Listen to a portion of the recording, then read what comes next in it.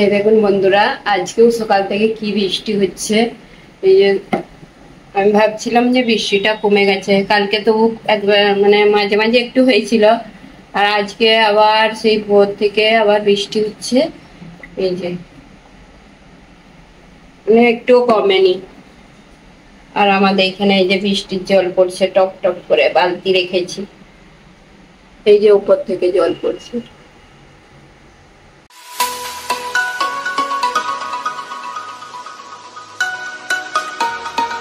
আমি এই যে এইদিকে ভোগের জোগাড় করছি। ভোগের বলতে আজকে যে সকালে তালের পরোটা আমি এইটা মাখিয়ে, যে তাল আর আটা মাখিয়ে পরোটাটা বানাবো। মল্লিকা বেলে দেবে, মল্লিকা এখন আরতির জোগাড় করছে, ছেলে আরতিটা করবে। তো এই এমন দিনে এখনো দেশে তাল উঠেছে কিনা জানিনি, আর এখানে কিন্তু আমাদের এখানে তাল ভালোই উঠেছে বাজারে। তা এখন তালের সিজন এখানে, আর দেশে ভাদ্র মাসে হয় মনে হয়। তাই এখন এই যে তালের পরোটাটা বেশ অল্প অল্প তেল দিয়ে ভেজে নিচ্ছি, কেন কি এক অল্প তেল দিলেই ভালো। আর তালের পরোটাটা করছি, আর গুলগুলাও করবো একদিন, তাল তো অনেকটাই আছে। তো আমি এই যে ভেজে তারপরে ভোগ নিবেদন করে দেবো।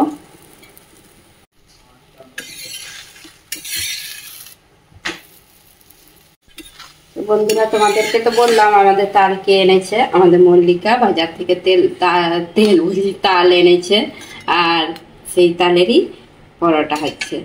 আর কালকে ভিডিওতে বলেছিলাম যে তালটা ছড়ে গরম করে রেখে দিয়েছি।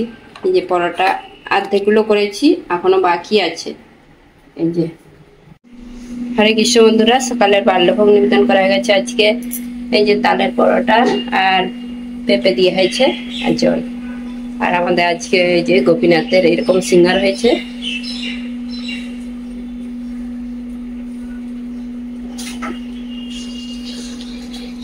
দর্শন করুন ভালো করে। হরে কৃষ্ণ বন্ধুরা, শুভ সকাল। সবাই কেমন আছো? আশা করছি তোমরা সবাই ভালো আছো, আমরাও ভালো আছি। আর আজকে সকাল থেকেই বৃষ্টি হচ্ছে আবার। কালকের দিনটা একটু ধরন ছিল, একটু ধরন বলতে তো ভালো ছিল, একটু মাঝে মাঝে বৃষ্টি হয়েছিল। আজকে আবার সকাল থেকে বৃষ্টি শুরু হয়ে গেছে। আর এখন এই যে সব মালা জাপ হচ্ছে, আর ছেলে এখনো মালা জাপ করছে, আমি কিছুটা মালা জাপ করে নিয়েছি। এখন এই যে রান্নাঘরে যাব। আবার আজকে মানে অফিসে গেলে তাড়াতাড়ি রান্না করতে হয়, তো অফিসে যাবে তো সেই জন্য তাড়াতাড়ি রান্না করতে হয়, ভোগ নিবেদন করে তারপরে আমাদের 12টার আগে সব হয়ে যায়, রান্না করে ভোগ নিবেদন করা হয়ে যায়।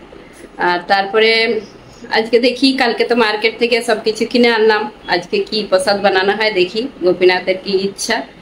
আর কালকে বেশ ভালোই হয়েছিল, নেই নেই নেই নেই করে অনেক কিছু হয়ে গেছিল। তো মল্লিকা এখন রান্নাঘরে সব জোগাড় করছে, আর এখন আমি এই যে যাব। তো আজকে সকালে তালের পরোটা হয়েছিল। এই বর্ষার মধ্যে তালের পরোটা কিন্তু খেতে দারুণ লাগে। সব সকালে তালের পরোটা নাস্তা করেছিল। তো বন্ধুরা, সকাল থেকে ভিডিওটা দেখতে থাকুন, আশা করছি তোমাদের ভালো লাগবে। এই যে আজকে হবে কি প্রসাদ বানানো হবে, সজনে শাক। এই যে মল্লিকা একদিন 2 আঁটি সজনে শাক এনেছিল, 1 আঁটি হয়ে গেছে, আর এই যে 1 আঁটি আছে। তো এগুলো এই যে ভালো করে পরিষ্কার করে নিয়েছি। আর কালকে চাপলোটে শাক এনেছি, এটা দিয়ে ভাজা হবে। আর শাকটা একটু খুব একটা নরম নয়, তো সেই জন্য চাপলোটে শাক দিয়ে হবে, আর একটু অল্প পালং শাক দিয়ে। তো এইভাবে পালং শাক দিয়ে চাপলোটে শাক দিয়ে ভাজা করলে শাক শক্ত লাগেনি, নরম হয়, ভালো লাগে খেতে। তো এইভাবেই শাক ভাজা করব, আর একটা কিছু রসা করব। তো এইগুলো এখন এগুলো সব আমান্য করে নিই। সব কালকে রাত্রেই পরিষ্কার করে রেখেছে মল্লিকা শাকগুলো বেছে। আজকে আমি রান্না করিনি, মল্লিকা রান্না করছে। যে পটলের রসা হচ্ছে, সব মিক্স সবজি আর কি, রসা পটল আলু পেঁপে সব দিয়ে, যা কিছু অল্প অল্প দিয়ে। আর এইদিকে পটল ভাজা হচ্ছে।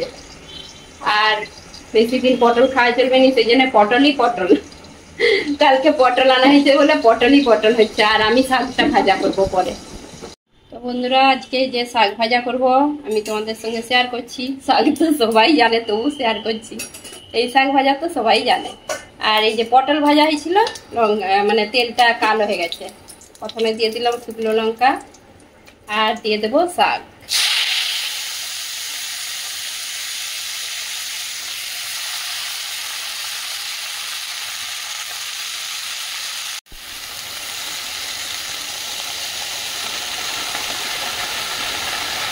শাকটা দিয়ে দিচ্ছি, এখন লবণ দিয়ে দেবো। শাকে একদম লবণ অল্প দিতে হয়, নাহলে শাক পরে কমে যায়, তো ওই জন্য লবণ অল্প দিতে হয়। আর একটু হলুদ দিলাম, শাকে অনেকে হলুদ দেয়নি, তো আমি হলুদ দিই, একটু অল্প করে হলুদ দিই। আর এটাকে ভালো করে একটু নাড়াচাড়া করে আমি ঢাকা দিয়ে রাখবো। আর ঢাকা বলতে বেশিক্ষণ নয়, সেদ্ধ হয়ে যায় তাড়াতাড়ি।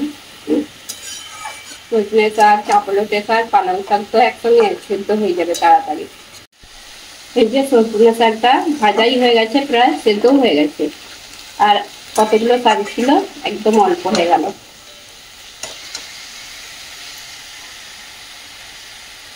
ডাঁটাগুলো একটু দেখলেই হবে সেদ্ধ হয়ে গেছে। এখন একটু আরেকটু নাড়াচাড়া করে, জলটা একটু আছে, একটু হালকা নাড়াচাড়া করে আমি গ্যাসটা বন্ধ করে দেবো। তারপরে পরে কাঁচুন্দি, কাঁচা লঙ্কা, সরষের তেল দিয়ে মাখাবো। এই দেখুন বন্ধুরা, আমার শাক ভাজা হয়ে গেছে। আর এখানে একটা কাঁচা লঙ্কা নিয়ে নিয়েছি। এই লঙ্কাগুলো প্রচুর ঝাল, এখন বর্ষাকালের লঙ্কা। আর একটাই নিয়েছি, অল্প লবণ নিয়েছি, কাসুন্দি। তো এইগুলো এখন মাখিয়ে নেব সরষের তেল দিয়ে। সরষের তেল দিয়ে দিলাম অল্প। তো আমি এইভাবেই সজনে শাক যখনই ভাজা হয় এইভাবেই মাখাই। আর অনেকে এই শাক পছন্দ করেনি, কিন্তু খুবই উপকারী এই শাক।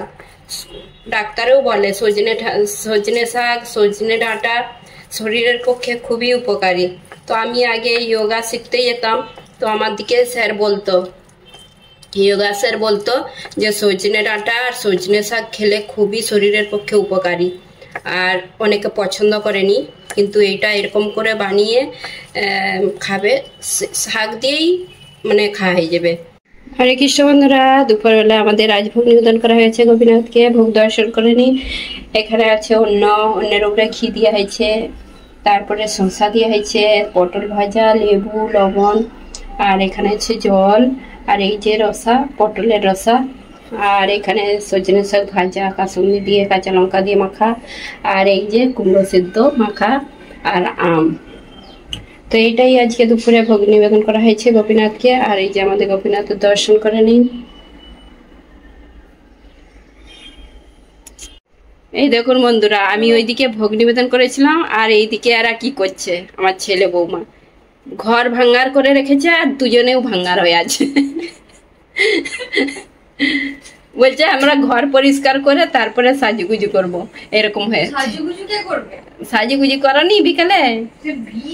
হ্যাঁ, এখন এই যে অনেক কাজ করতে হয় বলে এরকম অবস্থায় থাকে। এই যে পুরো ঘরে আলমারি সব পরিষ্কার করছে, সব কিছু বের করে দিয়ে গোছ করবে। তো ছেলে তো এক্ষুনি অফিসে চলে যাবে প্রসাদ পেয়ে, আর মল্লিকা একাই করবে না আমি হেল্প করব? করে নেবেন। আজকে তাহলে সারাদিন লেগে যাবে এইসব গোছ করতে, যাওয়ার দিকে কাপড় জামা। নিচে আমি প্রসাদ পেতে বসে পড়লাম, আর ছেলে প্রসাদ পেয়ে অফিসে চলে গেছে, আর আমি একা এখন প্রসাদ পাচ্ছি। আর বৌমা মানে মল্লিকা আর আমার মেয়ে ওরাও পাবে। ওরা হচ্ছে যে একটু পরে প্রসাদ পাবে। তো আমাকে খিদে পেয়ে গেছে, সেই জন্য আমি প্রসাদ পেতে বসে পড়লাম। ওরা এখন বাজে 1টা, দুপুরে 1টা। তো ওরা ফল খেয়েছিল বলে সেই জন্য বলছে একটু পরে প্রসাদ পাবে। তো আমি এখন বসে পড়লাম, আর এই যে আমি থালি সাজিয়েছিলাম সেইটাই নিয়ে বসে পড়লাম। এই থালিটা, এইটাই ভোগ নিবেদন করা হয়নি, এইটা আমি সাজাই, এটাই প্রসাদ পেয়ে নিই। আর ভোগের থালিটা সেইটা আলাদা, কিন্তু সে ভগবানের শুধু সাজানো হয় সেইটা আলাদা। সেইটা ভগবানের যে ভোগ নিবেদন করা হয় সেই থালিটা আলাদা। তো আজকে এই যে একটু লেবু নিলাম, আমি লেবু খুব কম পাই, কিন্তু লেবু নিলাম, ঘিটা আছে। আর আমার শাক ভাজা হলে আর কিছু চাইনি। আজকে শাক ভাজাটা ছেলে বলছে খুব ভালো হয়েছে শাক ভাজা, ওরও খুব পছন্দ এরকম করে শাক মাখিয়ে দিলে। হরে কৃষ্ণ বন্ধুরা, এখন এই যে বিকেলবেলা আমাদের ভোগ নিবেদন করা হলো, তারপরে এই যে এখন একটু আজকে অনেক দিন পর একটু পাঠ করতে বসবো আর বই নিয়ে বসবো। আর অনেক দিন করা হয়নি, তো অনেক দিন কেন করা হয়নি, টাইম পাইনি সেই জন্য হয়নি। আর আমাদের প্রভুও সকালবেলা সে করে, প্রতিদিন সে সকালে করে, পাঠ করে, কীর্তন করে। তো আজকে আমি এই যে বসবো। তো রথযাত্রা টাইমে তো তোমরা জানো কিরকম ব্যস্ত ছিলাম, তো সেই জন্য কিছু টাইম পাইনি। কালকেও মার্কেটে গিয়েছিলাম আর শরীরটাও খারাপ ছিল তার আগের দিনে। তো মল্লিকা করে মাঝে মাঝে বই পড়ে। তো এখন আমি এই যে বসবো একটু। আর বিকেলবেলায় যে ভোগ নিবেদন করা গেছে মন্দির খুলে। আর আজকে যে সকালে তো তোমাদেরকে দেখিয়েছিলাম বৃষ্টিটা কিরকম ছিল, এখন এত রোদ বেরিয়েছে আবার গরম লাগছে। তো বাইরেরটা দেখাচ্ছি তোমাদেরকে একটু, রোদটা কিরকম। আজকে অনেকদিন পরে এরকম রোদটা বেরিয়েছে, আর বৃষ্টি কমলেও এরকম রোদটা হয়নি, তো আজকে অনেকদিন পরে রোদটা বেরিয়েছে। প্রথমে মন্দিরে দর্শন করে দিই গোপীনাথের। মন্দির খুলে ভোগ নিবেদন করা গেছে। আর এই যে বাইরে রোদ দেখুন, সেই সকালে বৃষ্টি হয়েছিল তোমাদেরকে দেখালাম তো কিরকম বৃষ্টি হয়েছিল, আর এখন একদম তেড়ে রোদ বেরিয়েছে। রোদটাও প্রচুর গরম, মানে ঘরে বোঝা যায় যে গরমটা কিরকম, রোদটা যখন বেড়ায়। ভালো এরকম মাঝে মাঝে রোদ দিয়েও ভালো, কাপড় জামা ভালোভাবে শুকায়, নালে যতই ওয়াশিং মেশিনে কাপড় জামা শুকনো করলেও সেই একটা আলাদা গন্ধ হয়। তো রোদে একটা আলাদা শুকনো হয় আর ওয়াশিং মেশিনে একটা আলাদা বয়স। তো বলে দিচ্ছি একাদশীটা কবে। একাদশী হচ্ছে শ্রাবণ মাসের 1 তারিখে 17 জুলাই বুধবার, গৌর একাদশী, শয়নী একাদশীর উপবাস। একাদশারম্ভ পক্ষে চতুর্মাস ব্রত আরম্ভ। এই একাদশীর দিন থেকে অনেকে চতুর্মাস ব্রত করে। আবার হচ্ছে যে 5 তারিখে, শ্রাবণ মাসের 5 তারিখে 21 জুলাই রবিবার গুরু পূর্ণিমা।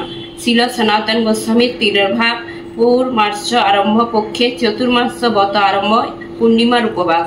ওই দিন থেকেও, পূর্ণিমার দিন থেকেও ব্রত করে চতুর্মাস।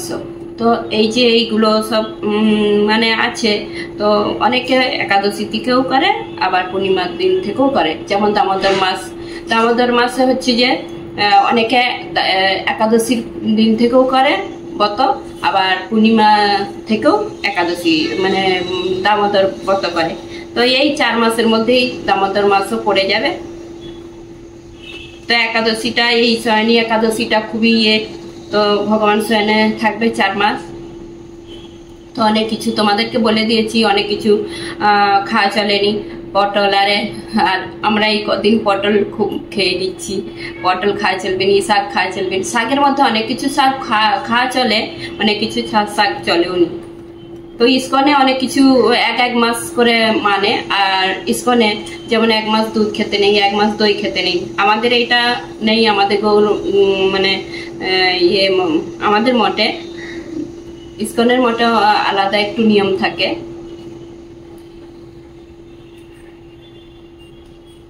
তো এখন কীর্তন করব, একটু পাঠ করব। গুরুদেব পর কৃপা করি, গৌরবন মাঝে গোলমে প্রিয়া গুরুদেব পর কৃপা করি, গৌরবন মাঝে গোলমে প্রিয়া অগতি নামরে এই ব্রতে বসে হরি নাম করো অগতি নামরে এই ব্রতে বসে হরি নাম করো